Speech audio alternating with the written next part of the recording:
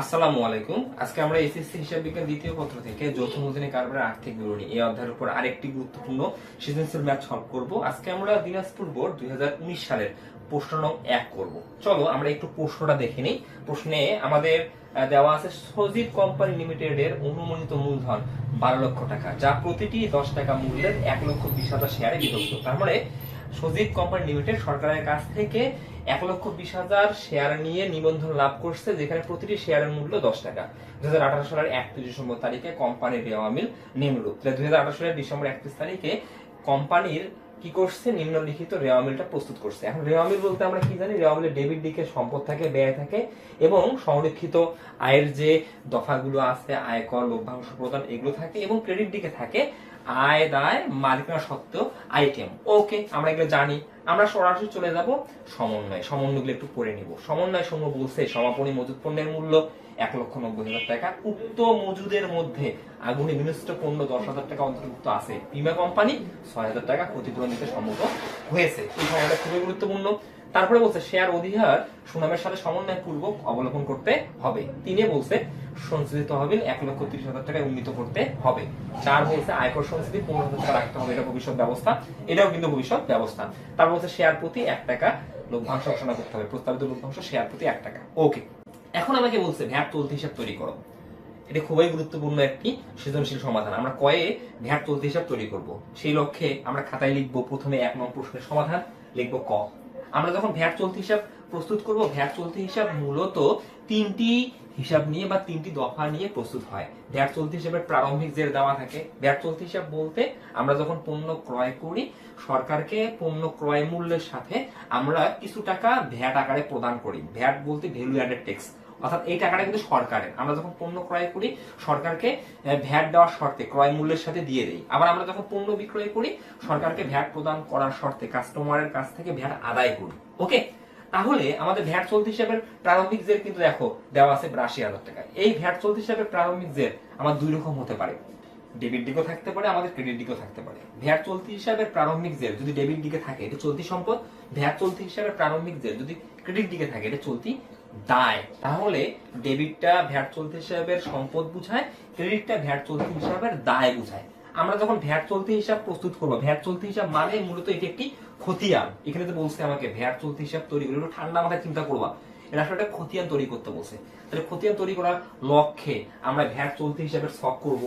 এই যে ভ্যাট চলতি হিসাবের ছক আমি করে রাখছি, প্রথমে আমি কি করবো, এই প্রারম্ভিক জেরটা বসাবো, এই যে ভ্যাট চলতি হিসাব। তাহলে আমরা কিন্তু এখানে রেওয়া মিলটা করছি 2018 সালের 31 ডিসেম্বর তারিখে। তাহলে এখানে যে ভ্যাট চলতি হিসাব রেওয়া মিলে দেখতেছি আমাদের 82,000 টাকা আছে, এটা প্রারম্ভিক জের। তাই আমরা তারিখের ঘরে এই যে ভ্যাট চলতি হিসাবে খতিয়ান করলাম, তারিখ, বিবরণ, জাবেদা রেজিস্টার, ডেবিট টাকা, ক্রেডিট টাকা, উদ্ধৃত, ডেবিট ক্রেডিট। প্রথমে আমি কি করব, তারিখ 2018 দিয়ে জানুয়ারি 1 লিখবো, লিখে লিখবো উদ্ধৃত বিডি, অর্থাৎ প্রারম্ভিক যেটা দিয়ে সরাসরি আমি ডেবিট ঘরে লিখবো 82,000 টাকা। তাহলে আমি যেটা বললাম যে আমাকে যখন ভ্যাট চলতি হিসাব প্রস্তুত করতে বলবে, আমার 3টা দফা থাকবে। প্রথম দফাটা আমরা রেওয়া মিল থেকে আমাদের প্রারম্ভিক জের, যদি ডেবিট থাকে ডেবিট দিকে লিখে দেবো, যদি ক্রেডিট থেকে ক্রেডিট দিকে লিখে দেবো। এটা কিন্তু আসলে ফ্লেক্সিবল, এখানে কিন্তু নির্ধারিত না, ডেবিটও হতে পারে, ক্রেডিটও হতে পারে। এটা আমাদের ওকে।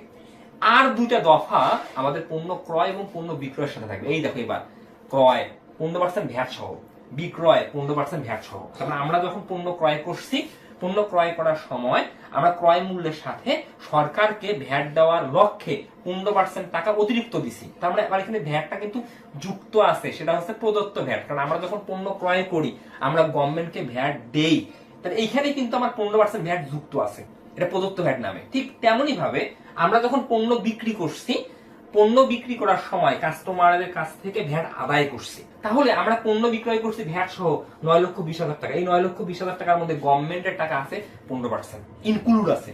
তাহলে আমাকে কি করতে হবে, ক্রয় মূল্যের সাথে আমার যে প্রদত্ত ভ্যাট আছে, এই প্রদত্ত ভ্যাটটা বের করতে হবে। বিক্রয় মূল্যের সাথে আমার যে প্রদত্ত ভ্যাট আছে, এই ভ্যাটটা অর্থাৎ প্রাপ্ত ভ্যাট আছে, এই ভ্যাটটা নির্ণয় করতে হবে।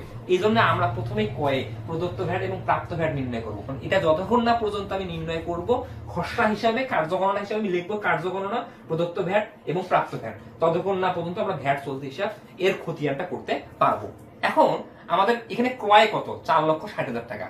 আমি আগে প্রদত্ত ভ্যাট নির্ণয়ের জন্য সেই ক্রয় মূল্যটা লিখবো 4,60,000 টাকা। এখন ক্রয় মূল্য থেকে ভ্যাট নির্ণয়ের কিছু শর্ত আছে। ক্রয় মূল্য থেকে ক্রয় ফেরত বাদ দিতে হবে, ক্রয় বার্তা বাদ দিতে হবে, অলিখিত ক্রয় থাকলে যোগ করতে হবে, অলিখিত ক্রয় খরচ থাকলে বিয়োগ করতে হবে, দেন আমাকে ভ্যাটটা নির্ণয় করতে হবে। এখন এখানে একটু কিছু কনফিউশন আছে, আমরা অনেক শিক্ষার্থী এই জিনিসগুলায় আসলে সমস্যার সম্মুখীন হই। যেমন এখানে আমাদের একটা সমন্বয় আছে যে সমাপনী মজুত পণ্যের মূল্য 1,90,000 টাকা, উক্ত মজুত পণ্যের মধ্যে আগুনে বিনিষ্ট পণ্য 10,000 টাকা। এই আগুনে বিনিষ্ট পণ্য যখন আমাদের সমন্বয় থাকে, আগুনে বিনিষ্ট পণ্যের ফলে আমার কিন্তু ক্রয়কৃত পণ্য কমে যায় 4,60,000 টাকা। তাহলে আমার দোকানে কিন্তু 4,60,000 টাকার পণ্য ছিল, এই 4,60,000 টাকার পণ্যের মধ্যে আগুন লেগে 10,000 টাকার পণ্য পুড়ে গেছে। আমরা বিভিন্ন বইয়ে দেখব যে যখন প্রদত্ত ভ্যাট বের করছে এই 4,60,000 টাকা থেকে এই 10,000 টাকা বিয়োগ করছে, এটা কিন্তু করা যাবে না, কখনোই তুমি বিয়োগ করতে পারবে না। তুমি একটু নিজে চিন্তা করো, তুমি যখন পণ্য ক্রয় করছো তখন তুমি কিন্তু 15% ভ্যাট দিয়ে দিছো, তারপরে তুমি তোমার পণ্যটা দোকানে আনছো, তোমার দোকানে আগুন লাগছে, তখন তোমার 10,000 টাকার পণ্য উড়ে গেছে। তাহলে তুমি যদি এই 4,60,000 টাকা থেকে 10,000 টাকা বিয়োগ করার পর ভ্যাট বের করো, তখন তুমি গভর্নমেন্টকে ভ্যাট কম দেওয়া হবে। তুমি এখানে গভর্নমেন্টকে 1 টাকাও ভ্যাট কম দেখাতে পারবে না, তুমি 1 টাকাও ভ্যাট বেশি দেখাতে পারবে না। একটু ঠান্ডা মাথায় চিন্তা করো। তাহলে তুমি যদি 4,60,000 টাকা থেকে 10,000 টাকা বিয়োগ করো, তাহলে তুমি 4,50,000 টাকার মধ্যে এই ভ্যাটটা নির্ণয় করবা, উপরে 15, নিচে 115। তখন কি হবে? 10,000 টাকার ভ্যাট কম দেওয়া হবে না।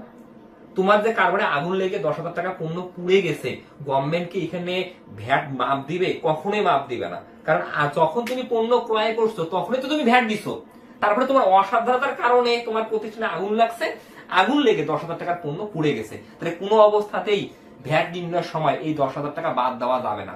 ভ্যাট নির্ণয়ের পরে তোমাকে এই 10,000 টাকা বাদ দিতে হবে, এটা খুবই গুরুত্বপূর্ণ। ওকে, তাহলে আমি ভ্যাট নির্ণয়ের সময় কি কি সমন্বয় করব?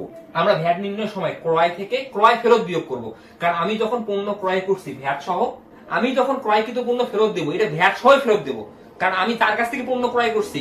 আমি তাকে যে নিম্নমানের জন্য পণ্য ফেরত দিলাম, সে তোমাকে ভ্যাটের টাকাটাও ফেরত দিবে, কারণ আমি যেহেতু পণ্য কিনলাম না, গভর্নমেন্টকে আমি কেন ভ্যাট দেবো? আমি কখনোই দেবো না। এই জন্য আমরা কি করি? আমরা ক্রয় থেকে ক্রয় ফেরত বিয়োগ করি, ক্রয় বার্তা বিয়োগ করি, অলিখিত ক্রয় যোগ করি, দেন আমরা ভ্যাটটা নির্ণয় করি। কিন্তু যদি তুমি দেখো মালিক বিনামূল্যে পণ্য বিতরণ করছে, এটা কি বাদ দেওয়ার পর ভ্যাট বাইর করবো? কখনোই করা যাবে না। আমার কথা একটু ঠান্ডা মাথায় বোঝো। তুমি বিনামূল্যে পণ্য বিতরণ করছো বিজ্ঞাপনের জন্য, তুমি আগে ক্রয় করছো ভ্যাট সহ, দেন তুমি কিন্তু বিনামূল্যে পণ্য বিতরণ করছো, তার মানে এখানে কিন্তু ভ্যাট সহ তুমি বিতরণ করবা না। তার মানে ভ্যাটটা তোমাকে আগে কাটতে হবে, তারপরে তোমাকে বিনামূল্যে পণ্য বিতরণ করতে হবে। এটা খুবই গুরুত্বপূর্ণ, একটু ঠান্ডা মাথায় চিন্তা করলে তুমি এগুলো বুঝতে পারবা।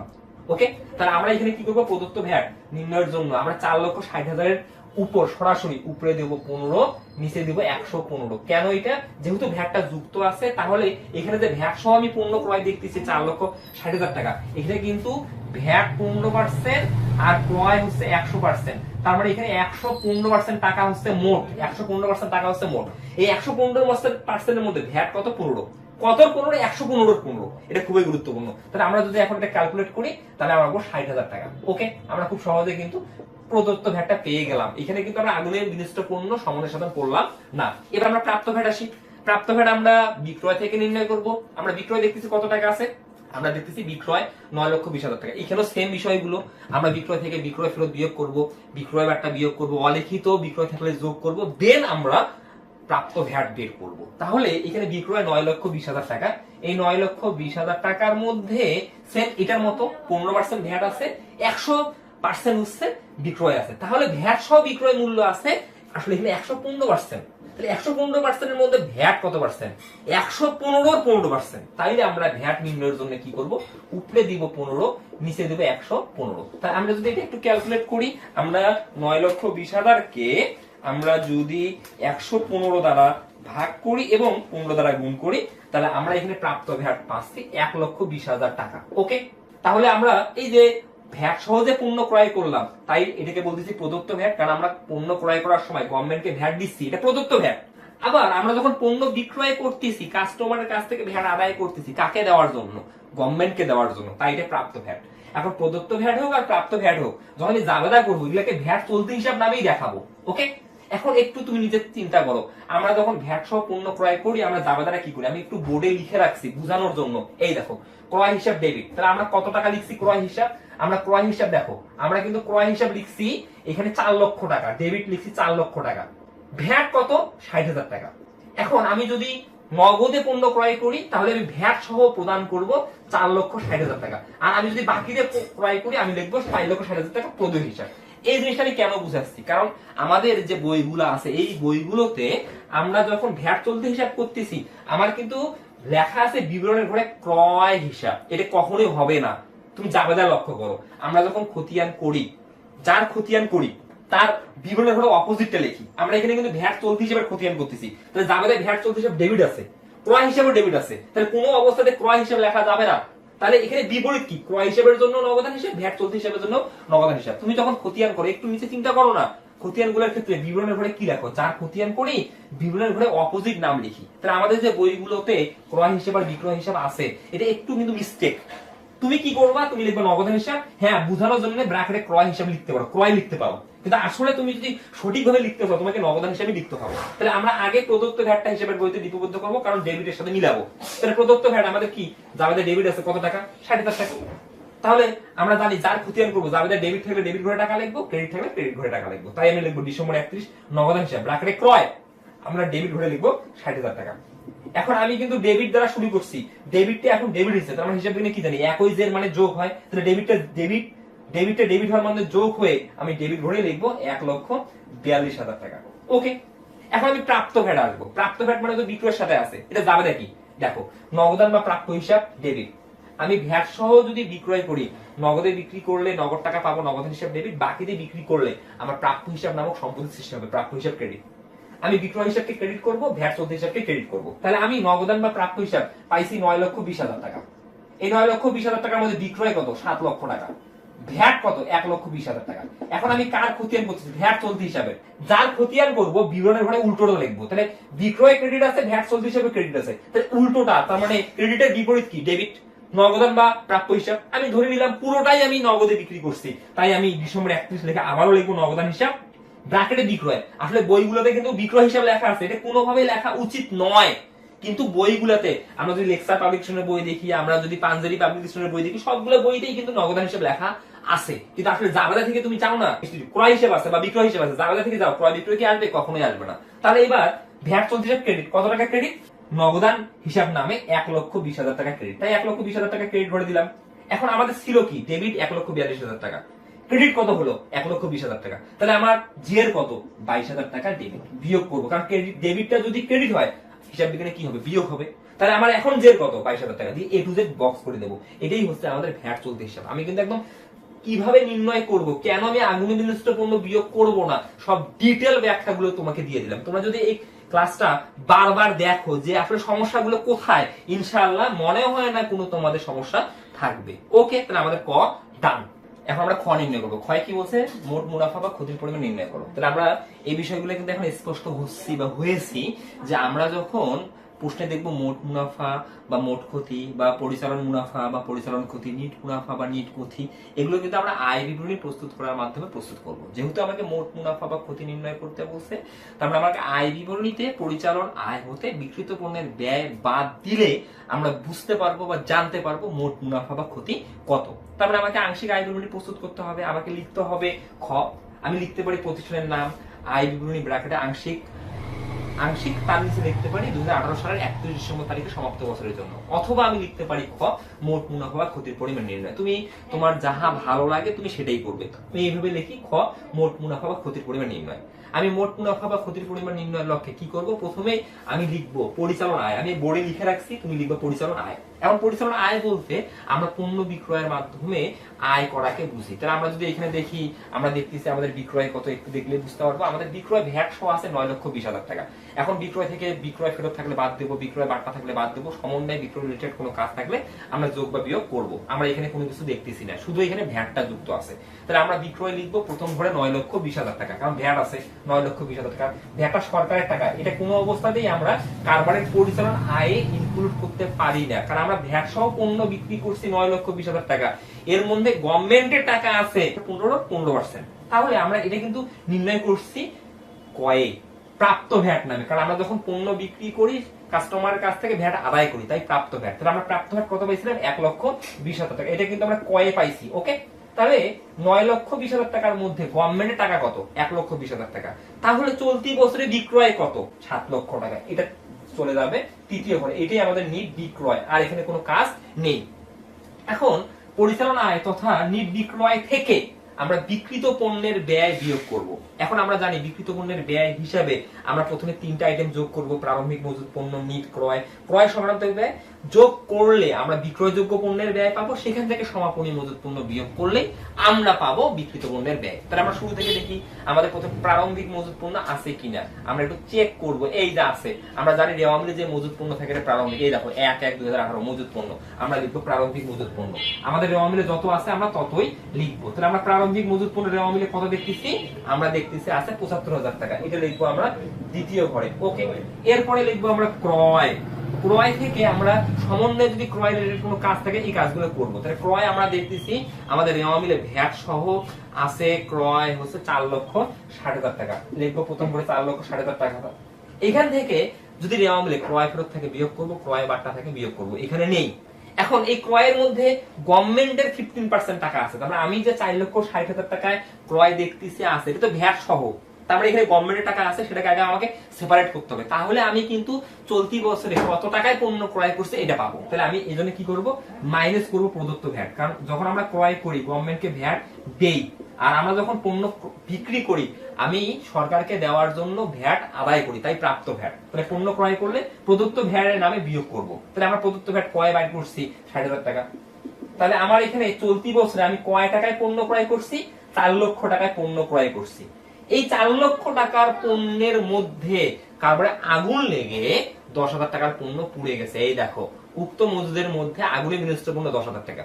যদি তুমি সমন্বয়ে দেখো আগুনে বিনষ্ট পণ্য আছে, আগুনে বিনষ্ট থাকলেই ক্রয় থেকে বিয়োগ হবে।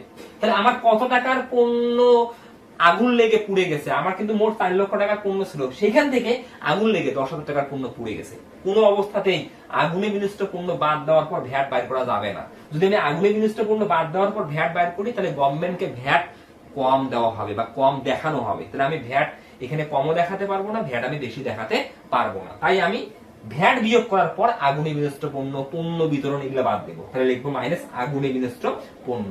তাহলে আগুনে বিনষ্ট পণ্য কত টাকা? 10,000 টাকা। তাহলে আগুনে বিনষ্ট পণ্য থাকলেই আমি ক্রয় থেকে বাদ দেবো। সমাপনী মজুত পণ্য থেকে বাদ যাবে কিনা সেটা নির্ভর করবে সমাপনী মজুত পণ্যের মধ্যে যুক্ত আছে কিনা। সমাপনী মজুত পণ্য থেকে বাদ দেওয়া কম্পালসারি না। যুক্ত থাকলে সমাপনী মজুত পণ্য থেকে বাদ যাবে, যুক্ত না থাকলে সমাপনী মজুত পণ্য থেকে বাদ যাবে না। কিন্তু আগুনে বিনষ্ট পণ্য থাকলেই ক্রয় থেকে বাদ যাবে, এটা কম্পালসারি। ওকে, তাহলে আমাদের চলতি বছরে নিট ক্রয় কত? 3,90,000 টাকার মাল। তারপরে আমার দোকানে এখন 3,90,000 টাকার মাল আছে, এটা বিক্রয় যোগ্য। ওকে, আমাদের আর কিন্তু ক্রয় সংক্রান্ত এখানে কাজ নাই, যেটা কাজ ছিল করে ফেললাম। তার মানে আমি কি বললাম? আমরা যখন বিক্রিত পণ্যের ব্যয় বের করব, প্রারম্ভিক মজুত পণ্য, নিট ক্রয়, এই যে প্রারম্ভিক মজুত পণ্য নিলাম, নিট ক্রয় লিখলাম। এখন আমরা লিখবো ক্রয় সংক্রান্ত ব্যয়, অর্থাৎ পণ্য ক্রয় করতে গিয়ে আমার যদি আনুষঙ্গিক কোনো ব্যয় হয় সেটা লিখবো। সেই ব্যয়ের মধ্যে কি থাকে?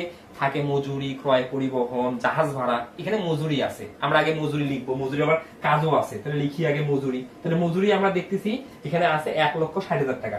আমি লিখবো প্রথম করে কাজ থাকার কারণে। এখন আমি তোমাদেরকে প্রথম পত্রে শিখিয়েছি যে কোনো ব্যয়ের সাথে বা কোনো আয়ের সাথে যদি মাস থাকে, মাস থাকলেই ভিত্তি মাস হচ্ছে 12 মাস। এই 12 মাস হচ্ছে ভিত্তি। এই 12 মাসটা সবচেয়ে গুরুত্বপূর্ণ, কারণ আমি তো নর্মালি যখন আর্থিক বিবরণী অধ্যায় করি, আর্থিক বিবরণীটা আমরা 12 মাস হিসাব কালের জন্য করি, কারণ স্ট্যান্ডার্ড হিসাব কাল হচ্ছে 12 মাস। তাহলে মজুরি এখানে 10 মাস আছে, আমার ভিত্তি কিন্তু 12 মাস। এখন যেহেতু 10 মাস আছে, 12 মিলেইতে এখানে 2 শর্ট। তাহলে যদি 12 মাসের কম থাকে আমরা জানি বকেয়া আছে, কারণ এখানে তো আমাকে 12 মিলাতে হবে। তারপরে 10 আছে, 12 মিলানোর জন্য আমি 2 যোগ করব, তাহলে যোগ থেকে বকেয়া। আবার আমার এখানে 15 মাস আছে, 12 মিলাতে বিয়োগ করব, বিয়োগ মানে অগ্রিম। মূল পয়েন্ট হচ্ছে এই জায়গায়। তার মানে এখানে যেহেতু 10 মাস আছে, তার মানে 2 মাস বকেয়া আছে। তাহলে আমরা কি জানি?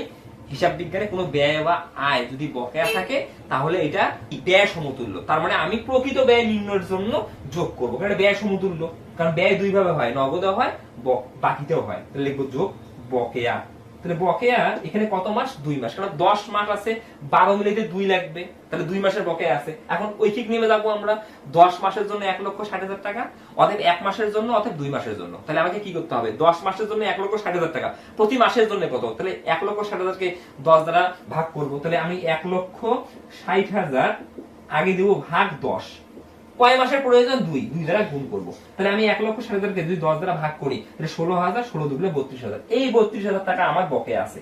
যখন আমি এই 2 যোগ করলাম 32,000 টাকা, তখন এক্স্যাক্টলি কিন্তু আমার 12 মাস হয়ে গেল, কারণ 10 মাস আর 2 মাস মানে এই যে 1,92,000 টাকা, এটাই 12 মাসের জন্য। আবার তুমি 1,92,000 কে 12 দ্বারা ভাগ করো, প্রতি মাসে 16,000 টাকাই পাবা। তাহলে মজুরি আমাদের এখানে ডান। তাহলে আমরা যদি 12 মাসের বেশি দেখি অগ্রিম আছে বিয়োগ করব, 12 মাসের কম দেখি বকেয়া আছে যোগ করব। ওকে, আমাদের আর কি ক্রয় রিলেটেড কোনো কাজ আছে? যেমন থাকতে পারে ক্রয় পরিবহন নাই বাতিল, থাকতে পারে জাহাজ ভাড়া, ডক চার্জ। ওকে, তাহলে কোনো কিছু নেই। যেহেতু নেই, এখন আমরা এই দফাগুলা যোগ করব। এখন আমরা একটু যোগ করে নেই, আমরা একটু যোগ করে দেখি। আমরা দেখতেছি আমাদের 75,000 টাকা যোগ 3,90,000 টাকা যোগ 1,92,000 টাকা। আমি যদি যোগ করি আমরা পাবো 6,57,000 টাকা। তাহলে আমি কি বললাম? আমরা যখন বিক্রিত পণ্যের ব্যয় বের করব, আমরা 3টা দফা যোগ করব। 1 প্রারম্ভিক মজুত পণ্য, 2 নিট ক্রয়, 3 ক্রয় সংক্রান্ত ব্যয়। আমি এই 3টা দফা যোগ করলে যে ফলাফলটা পাবো এটাকে বলা হয় বিক্রয় যোগ্য পণ্যের ব্যয়। তার মানে আমার দোকানে জানুয়ারি 1 তারিখ থেকে ডিসেম্বর 31 তারিখ পর্যন্ত টোটাল 6,57,000 টাকার মাল ছিল। এই 6,57,000 টাকার মালের মধ্যে আমরা এই বছরে বিক্রি করতে পারি নাই যেটা সমাপনী মজুত পণ্য। সমাপনী মজুত পণ্য মানে কি? ডিসেম্বর 31 তারিখে আমার দোকানে যত টাকার মাল বিক্রয় হয় নাই, মানে রয়ে গেছে। তাহলে আমার টোটাল মূল্যায়ন করা হয়েছে 1,90,000 টাকা, কিন্তু এর মধ্যে তো আগুনে বিনষ্ট পণ্য 10,000 টাকা আছে। তাহলে আমার দোকানে কত টাকার মাল আছে? 1,80,000 টাকার মাল আছে। তাহলে এটাকে আমি এখান থেকে আউট করব। তাহলে লিখবো মাইনাস সমাপনী মজুত পণ্য। তাহলে আমি সমাপনী মজুত পণ্য যদি বিয়োগ করি তাহলে আমি কিন্তু পাবো বিক্রিত পণ্যের ব্যয়। তাহলে আমার সমাপনী মজুত পণ্য মূল্যায়ন করছে 1,90,000 টাকা, সেখান থেকে আগুনে বিনষ্ট পণ্য 10,000 টাকা বাদ দেবো। এখানে ব্র্যাকেটে বাদ দিলেও হবে, বইয়ে কিন্তু সমাপনী মজুত পণ্য নিচে বাদ আগুনে বিনষ্ট পণ্য দেখিয়েছে, প্রয়োজন নাই। তুমি সমাপনী মজুত পণ্য 1,90,000 টাকা মাইনাস 10,000 টাকা বিয়োগ করবা। যুক্ত থাকার কারণে আগুনে বিনষ্ট পণ্য বিয়োগ হবে সবসময়ের জন্য ক্রয় থেকে, কিন্তু সমাপনী মজুত পণ্যের মধ্যে যদি যুক্ত থাকে বিয়োগ করব, যদি যুক্ত না থাকতো আমি বিয়োগ করতাম না। যদি এখানে এমন বলা থাকতো যে আগুনে বিনষ্ট 10,000 টাকা মূল্যায়ন করার পরে সমাপনী মজুত পণ্য মূল্যায়ন হয়েছে 1,90,000 টাকা, তার মানে আগে আগুনে পুড়ে গেছে, তারপরে আমি সমাপনী মজুত পণ্য মূল্যায়ন করছি 1,90,000 টাকা, তাহলে আমি বুঝতাম এই 10,000 টাকা সমাপনী মজুত পণ্যের মধ্যে যুক্ত নাই, তাহলে আমি বিয়োগ করতাম না। সমাপনী মজুত পণ্য সরাসরি 1,90,000 টাকা এখানে বিয়োগ করতাম। কিন্তু যেহেতু আগুনে বিনষ্ট মূল্যায়ন করার পর স্পষ্ট বলা আছে উক্ত মজুত পণ্যের মধ্যে আগুনে বিনষ্ট পণ্য মজুদ আছে, সমাপনী মজুত পণ্যের মধ্যে আগুনে বিনষ্ট পণ্য যুক্ত আছে, তাই আমাকে বাদ দিতে হবে। 1,80,000 টাকা বিয়োগ করে দিলাম। তাহলে আমার বিক্রয়যোগ্য পণ্যের ব্যয় ছিল 6,57,000 টাকা, সেখান থেকে আমি আগুনে বিনষ্ট পণ্য বিয়োগ করবো 1,80,000 টাকা। যদি বিয়োগ করি আমরা বিক্রিত পণ্যের ব্যয় পাবো 4,77,000 টাকা। এই 4,77,000 টাকাই হচ্ছে চলতি বছরে বিক্রিত পণ্যের ব্যয়। তার মানে আমি 4,77,000 টাকার মাল বিক্রি করছি 7 লক্ষ টাকায়। তাহলে মাইনাস করি 7 লক্ষ টাকা, যদি বিয়োগ করি আমরা মোট মুনাফা পাচ্ছি 2,23,000 টাকা। এইটাই হচ্ছে আমাদের মোট মুনাফা। লিখবো অতএব মোট মুনাফা। খুব সহজেই কিন্তু আমরা মোট মুনাফা পেয়ে গেলাম। এটা জটিল কোনো কিছু না, একটু আমাদের ঠান্ডা মাথায় থিঙ্ক করতে হবে। তাহলে আমাদের খ এখানে ডান। ওকে ওকে, এখন আমরা গ করব। গ করার আগে খয়ে একটু মিস্টেক হয়েছে। খয়ে আমরা যখন লিখছিলাম পরিচালন আয়, আমরা পরিচালন আয় লিখছিলাম 9,20,000 টাকা। একটু আমি সংশোধন করে দিই। 9,20,000 টাকা থেকে আমরা যখন প্রাপ্ত ভ্যাট 1,20,000 টাকা বিয়োগ করছি, আসলে বিয়োগফল আমি ভুল করে 7 লক্ষ টাকা লিখছি। তোমরা একটু ঠিক করে নিবা, কারণ 9,20,000 টাকা থেকে 1,20,000 টাকা বিয়োগ করলে 8 লক্ষ টাকা হবে। আমাদের নিট মুনাফা, নিট মুনাফা বললে ভুল হবে, মোট মুনাফা। মোট মুনাফা আমাদের ক্ষয়ে বের হয়েছে 2,23,000 টাকা। আসলে 2,23,000 টাকা হবে না, আমরা 7 লক্ষ টাকা থেকে আমরা কিন্তু ব্যয়গুলো বিয়োগ করলাম, অর্থাৎ বিক্রিত পণ্যের ব্যয় বিয়োগ করছি। আসলে আমার 8 লক্ষ টাকা থেকে বিক্রিত পণ্যের ব্যয় বিয়োগ করে 3,23,000 টাকা হবে। একটু তোমরা এটা সংশোধন করে নিও। আসলে আমার এটা তাড়াহুড়ো এই ঘটনাটা হয়ে গেছে যে 9,20,000 টাকা থেকে 1,20,000 টাকা বিয়োগ করলে 7 লক্ষ টাকা না 8 লক্ষ টাকা আয় হয়। এটা তোমরা একটু ঠিক করে নিও। ওকে, আমরা এখন চলে আসব আমাদের গয়ে। আমাদের গয়ে কি বলছে? গয়ে বলছে 2018 সালের 31তম তারিখে কোম্পানি সংরক্ষিত আয়ের উদ্বৃত্ত 3,30,200 টাকা ধরে শেয়ার হোল্ডারদের সত্ত্ব ও দায় সমূহ নির্ণয় করো। তার মানে আমরা যখন আর্থিক অবস্থার বিবরণী প্রস্তুত করি, আর্থিক অবস্থার বিবরণীতে মূলত কি করি? A সমান L প্লাস AC। একটু ঠান্ডা মাথায় চিন্তা করো। আমরা এই অধ্যায়ে আমাদের মূল করণীয় কি? আমরা আয় বিবরণী প্রস্তুত করি, সংরক্ষিত আয় বিবরণী প্রস্তুত করি, আর্থিক অবস্থা বিবরণী প্রস্তুত করি। আমরা যখন আর্থিক অবস্থা বিবরণী প্রস্তুত করি, আর্থিক অবস্থা বিবরণীতে কি করি? আমরা মৌলিক হিসাব সমীকরণটাই বের করি, যে একটা নির্দিষ্ট তারিখে কারবারে মোট কত টাকার সম্পদ আছে এটা লেফট সাইডে, এবং কারবারে কত টাকার দায় এবং শেয়ার হোল্ডারদের শর্ত আছে এটা রাইট সাইডে। এখন আমার সৃজনশীল অংশে গয়ে কখনো লেফট সাইডের মোট সম্পদ নির্ণয় করতে বলে আর্থিক অবস্থার বিবরণী থেকে, কখনো আর্থিক অবস্থার বিবরণী থেকে রাইট সাইডে শেয়ার হোল্ডারদের শর্ত ও দায়ের পরিমাণ নির্ণয় করতে বলে। যেখানে এখানে তেমনটাই ঘটছে। আসলে আমাকে আর্থিক অবস্থার বিবরণীতে যে রাইট সাইডের পার্টটা আছে এসি প্লাস এল, এটা নির্ণয় করতে বলছে। তাই আমরা লিখবো গ, আর প্রথমে প্রতিষ্ঠানের নাম, আর্থিক অবস্থার বিবরণী ব্র্যাকেটে আংশিক, তার নিচে লিখবো 2018 সালের 31 ডিসেম্বর তারিখের জন্য দিয়ে আমরা মালিকানা সত্ত্ব ও দায় টাকা টাকা টাকা লিখবো। এখানে মালিকানা সত্ত্ব ও দায় দুইটা পার্ট, একটা এসি মানে শেয়ার হোল্ডারদের মালিকানা সত্ত্ব এবং একটা দায়। তাহলে প্রথমে লিখবো শেয়ার হোল্ডারদের মালিকানা সত্ত্ব, অর্থাৎ শেয়ার হোল্ডারদের শর্ত। আমরা যখন শেয়ার হোল্ডারদের শর্ত লিখবো, শেয়ার হোল্ডারদের শর্ত আমি বারবার বলতেছি আমরা 5টা নামে লিখবো। এই জিনিসটা তোমাকে আগে জানতে হবে, জানলেই অ্যাকাউন্টিং সহজ। এই শেয়ার হোল্ডারদের শর্ত বা শেয়ার হোল্ডারদের মালিকানা সত্ত্ব নামে আমার 5টা এলিমেন্ট আসে। প্রথমে শেয়ার মূলধন, তারপরে সাধারণ সঞ্চিতি বা সঞ্চিত তহবিল, তারপরে লভ্যাংশ সমতাকরণ তহবিল, ওকে, তারপরে আসবে শেয়ার অধিকার, তারপরে আসবে সমাপনী সংরক্ষিত বা রক্ষিত আয়। এই জিনিসগুলো যখন জানা থাকবে আমার অঙ্কগুলো একদম সিম্পল। আমরা প্রথমে আনবো শেয়ার মূলধন, এটা আমরা আদায়কৃত মূলধন যেটা রেওয়া মিলে আছে সেটা নিয়ে আসবো। আমরা রেওয়া মিলে দেখতেছি এই যে ইস্যুকৃত ও তলবকৃত মূলধন 8 লক্ষ টাকা, আসলে এটা আদায়কৃত মূলধন। আমরা লিখবো শেয়ার মূলধন, ওকে। তো শেয়ার মূলধন আমরা আমাদের প্রশ্ন দেখতেছি আছে 8 লক্ষ টাকা। এই 8 লক্ষ টাকা আমরা দিয়ে দিব একদম দ্বিতীয় ঘরে 8 লক্ষ টাকা, ওকে। আমরা লিখে ফেললাম শেয়ার হোল্ডারদের শর্তের মধ্যে প্রথমে শেয়ার মূলধন, তারপরে আমরা আমাদের সিরিয়ালে আসবো, তারপরে দেখবো সাধারণ সঞ্চিতি বা সঞ্চিত তহবিল আছে কিনা। আমরা একটু লক্ষ্য করি সাধারণ সঞ্চিতি বা সঞ্চিত তহবিল আছে কিনা। হ্যাঁ আছে, এই দেখো সাধারণ সঞ্চিতি 90,000 টাকা, লিখবো সাধারণ সঞ্চিতি 90,000 টাকা। এটা আবার কাজও আছে সাধারণ সঞ্চিতি, ওকে। তো সাধারণ সঞ্চিতির আমি কাজটা কি করছি, সাধারণ সঞ্চিতি আমরা প্রথম ঘরে লিখবো 90,000 টাকা, কাজ থাকলে প্রথম ঘর, ওকে। এখন কাজটা আমরা সমন্বয়ে যাব, সমন্বয়ে গেলে বুঝতে পারবো। সমন্বয়ের নাম্বার যখন আসতেছি আমরা 3-এ সঞ্চিত তহবিল 1,30,000 টাকায় উন্নীত করতে হবে। তাহলে সঞ্চিত তহবিল আমাদের প্রারম্ভিক জেট ছিল 2018 সালের শুরুতে 90,000 টাকা। আমি যখন সংরক্ষিত আয় বিবরণী করছি তখন এই 90,000 টাকাকে 1,30,000 টাকায় উন্নীত করছি। তারপরে নিট লাভ থেকে আমরা 40,000 টাকা সরিয়ে রেখেছি নতুন সাধারণ সঞ্চিত তহবিল স্থানান্তর করার জন্য। কারণ আমি যদি 90,000 সাথে 40,000 টাকা যোগ করি তাহলে তো সাধারণ সঞ্চিত তহবিল বা সঞ্চিত তহবিল 1,30,000 টাকায় উন্নীত হবে। এই 40,000 টাকা আমি কোথায় কাজ করছি? সংরক্ষিত আয় বিবরণীতে। এই 40,000 টাকা আমি কোথা থেকে পাইছি? নিট লাভের টাকা থেকে সরিয়ে রেখে, এটা ভবিষ্যৎ ব্যবস্থা, তাই আমি লিখবো যোগ নতুন, ওকে। খুব সহজেই কিন্তু আমরা এগুলো মাথায় আনতে পারবো। লিখবো 40,000 টাকা, তাহলে আমার উন্নীত হলো 1,30,000 টাকায়, ওকে। আমাদের এটা হয়ে গেল সমাপনী, ওকে। আমাদের 2 নম্বর দফা হয়ে গেল। এরপরে আমাকে সমন্বয় দেখতে হবে লভ্যাংশ সমতাকরণ তহবিল আছে কিনা। যদি লভ্যাংশ সমতাকরণ তহবিল থাকে আমরা 3 নম্বর দফা হিসেবে আনবো, নাই বাতিল। এরপরে আমরা দেখবো শেয়ার অধিকার আছে কিনা। আমি আমাদের সিরিয়ালে যাবো, তাহলে শেয়ার অধিকার আছে, লিখবো শেয়ার অধিকার। শেয়ার অধিকারের কিন্তু কাজ থাকে, ওকে। আগে লিখি শেয়ার অধিকার। শেয়ার অধিকার আমরা দেখতেছি কত টাকা আছে, শেয়ার অধিকার আমাদের 80,000 টাকা আছে, আমাদের 80,000 টাকা আছে। কাজ সমন্বয় আছে, একটু সমন্বয় গেলে আমরা বুঝতে পারবো শেয়ার অধিকারের কাজ আছে কিনা। একটু সমন্বয় যাই, আমরা সমন্বয় গিয়ে দেখতেছি শেয়ার অধিকার কাজ, এই যে শেয়ার অধিকার সুনামের সাথে সমন্বয় পূর্বক অবলম্বন করতে হবে। তাহলে শেয়ার অধিকার যত টাকা আছে 80,000 টাকা, এই পুরো টাকাই আমি সুনামের সাথে অবলম্বন করব। আর এটার কাজ কিভাবে করতে হয়, আমরা যখন শেয়ার অধিকার লিখবো মাইনাস সুনাম অবলম্বন। তার মানে পুরো টাকাটাই কিন্তু আমি সুনামের সাথে অবলম্বন করছি, তার মানে আমি সুনাম থেকে এখানে বিয়োগ করছি 80,000 টাকা। তাহলে আমি যখন স্থায়ী সম্পত্তি লিখবো সুনাম, স্থায়ী সম্পত্তিতে যখন লিখবো সুনাম, সুনাম আমার কত টাকা আছে রেওয়া মিলে একটু দেখি আমরা। সুনাম আমাদের কত টাকা আছে একটু দেওয়া আছে কি, আমাদের রেওয়া মিলে দেওয়া আছে 1,20,000 টাকা। সুনাম আমি লিখবো প্রথম ঘরে 1,20,000 টাকা। এটা স্থায়ী সম্পত্তির কথা বলতেছি। যখন আমি এর কাজ করব, আমি স্থায়ী সম্পত্তি প্রথমে লিখবো সুনাম, মাইনাস লিখবো শেয়ার অধিকার। তাহলে শেয়ার অধিকারের সম্পূর্ণ টাকা সুনামের সাথে অবলম্বন করতে বলছে, তাহলে মাইনাস শেয়ার অধিকার 80,000 টাকা। তাহলে সুনামের অবশিষ্ট টাকা কত থাকবে, দ্বিতীয় ঘরে দেবো 40,000 টাকা। এভাবেই কিন্তু আসলে আমার সুনামের সাথে শেয়ার অধিহারের সমন্বয় সাধন করতে হয়।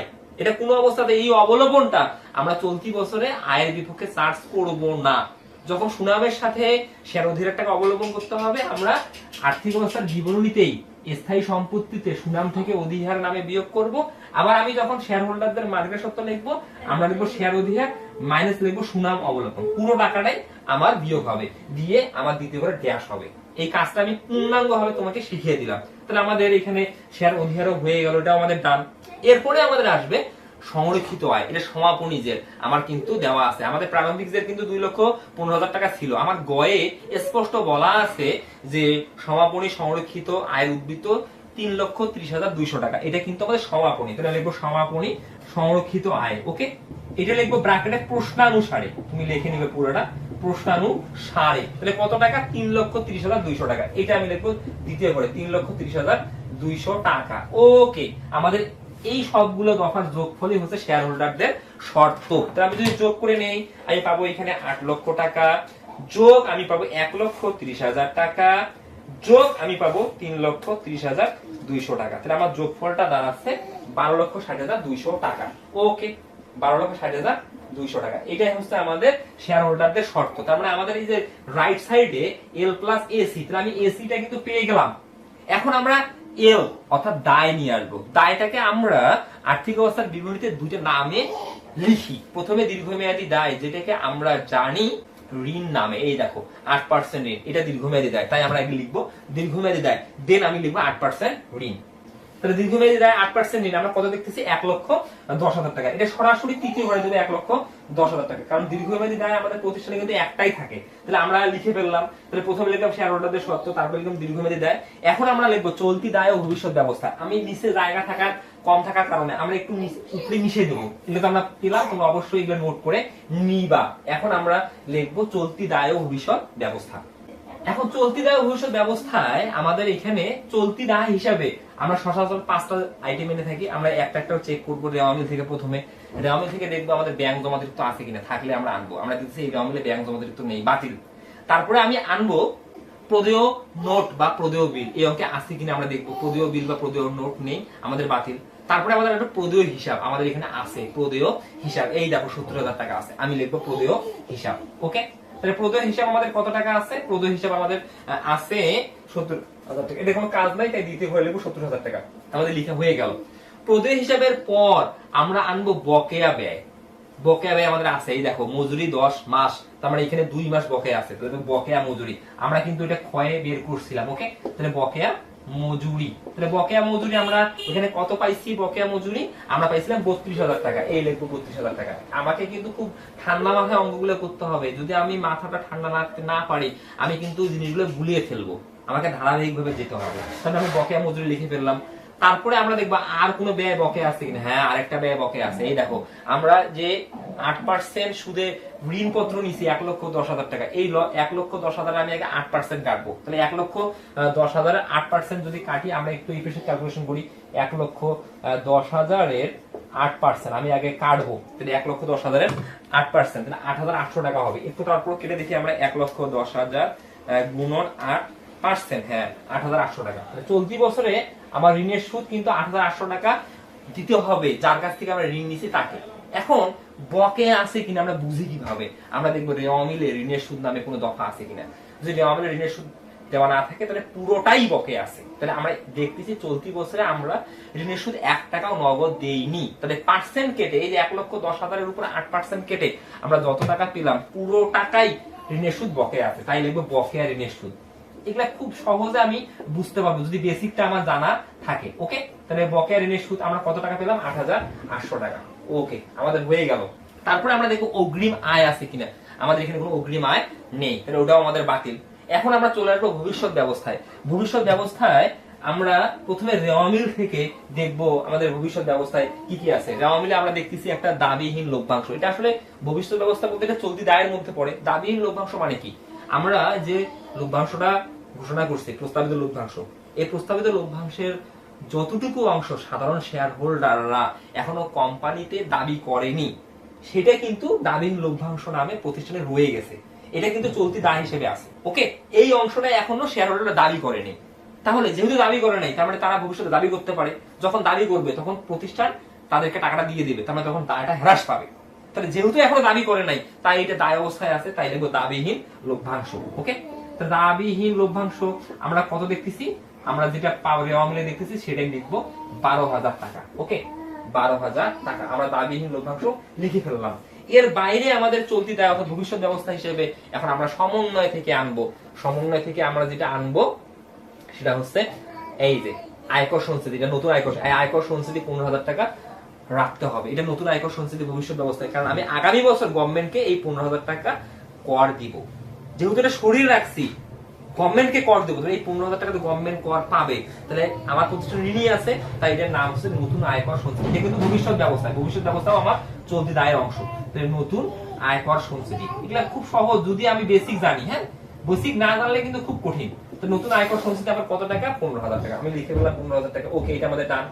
এরপরে আমাদের ভবিষ্যৎ ব্যবস্থা কি আছে, এই যে শেয়ার প্রতি 1 টাকা লভ্যাংশ ঘোষণা করতে হবে। এটা প্রস্তাবিত লভ্যাংশ। তাহলে আমি শেয়ার হোল্ডারদেরকে চলতি বছরের লভ্যাংশ ঘোষণা করছি যে এত টাকা দিব। যতক্ষণ পর্যন্ত আমি দেইনি ততক্ষণ পর্যন্ত আমার এটা চলতি দায় মানে ভবিষ্যৎ ব্যবস্থা। তো লিখবো প্রস্তাবিত লভ্যাংশ। ওকে, তাহলে প্রস্তাবিত লভ্যাংশ শেয়ার প্রতি আমরা কত টাকা, এখানে 1 টাকা। এটা ব্র্যাকেটে আমরা একটু দেখে দেবো আমাদের শেয়ার প্রতি 1 টাকা। তাই দেখবো আমাদের এখানে আদায়কৃত শেয়ার কতটি আছে, একটু দেখলেই বুঝতে পারবা। এখানে এই যে আদায়কৃত 80,000 শেয়ার, এই যে ইস্যুকৃত তলবকৃত মূলধন 80,000 শেয়ার। তাহলে লিখবো 80,000 শেয়ার। প্রত্যেকটা শেয়ারের জন্য তুমি লভ্যাংশ ঘোষণা করছে 1 টাকা, তাহলে 80,000 গুণন 1, তাহলে 80,000 টাকা।